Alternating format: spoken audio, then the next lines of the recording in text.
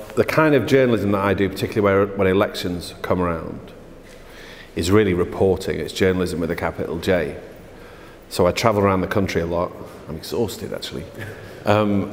Talking to people about how they feel, not just about who they're going to vote for, but about where they live and the state of the country and where it's headed, right? And you only need to go pretty much anywhere, ironically enough, with the exception of the sort of couple of square miles that we're standing in Westminster, to see that there are things that are very, very wrong with the fabric of life in this country, and have been wrong for a long time, that people are very, very exercised about, and they're frustrated, they're very often resentful, and yet, in the midst of this supposed democratic occasion, when we're meant to thrash out what kind of country we want to be, where we're going, who we want to run our affairs, very little of that is being talked about.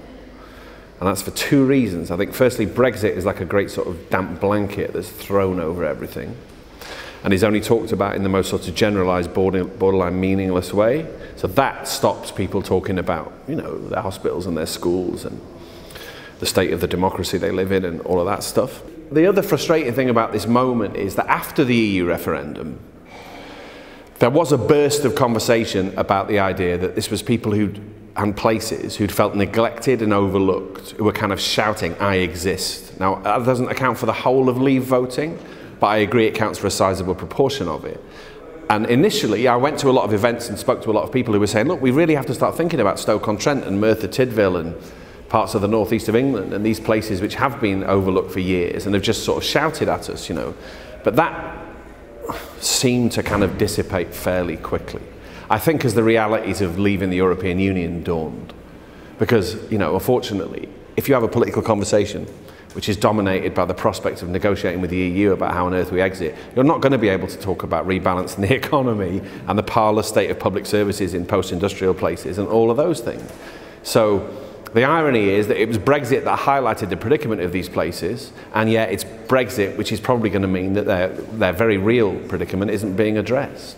If you're politically interested and politically involved, the best thing you could probably do is find somewhere where politically things are very closely contested in this election, in other words, marginal seats, and make it your business to go there and involve yourself in campaigning on the progressive side and knock on doors and talk to people, as much for your own benefit as anybody else's. Because, you know, I've spent my adult life, most of my childhood actually, on the sort of left of politics. You know, I was raised in it and I'm still involved in it. And the thing that sort of haunts me about Britain right now is I've never felt a bigger chasm between millions of ordinary people, in quote marks, and my side of politics. The two things are not connecting. Now, there are all sorts of reasons for that. Social media is one of them. We all live in echo chambers now, so that the concerns of people living in Wolverhampton don't necessarily occur to people who live in North London, and et cetera, et cetera. And I also think the left is in a moment of profound crisis, which kind of makes it turn inward and doesn't really fill it full of the confidence to go out and make its case, but that needs doing, and the first step in that is to go out and listen to people, and an election campaign is a pretty good opportunity to do that. Things take a long time. Political renewal and political revival and political realignment, which I suspect is what we're in the midst of, takes a hell of a long time.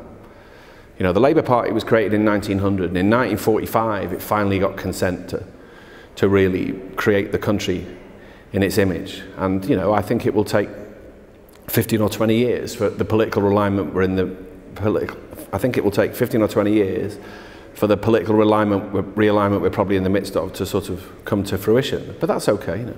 Things take time. We've got to stop worrying about the electoral cycle so much and think about the long haul and work towards it. Because the right of politics thinks strategically, and it's time the left started as well.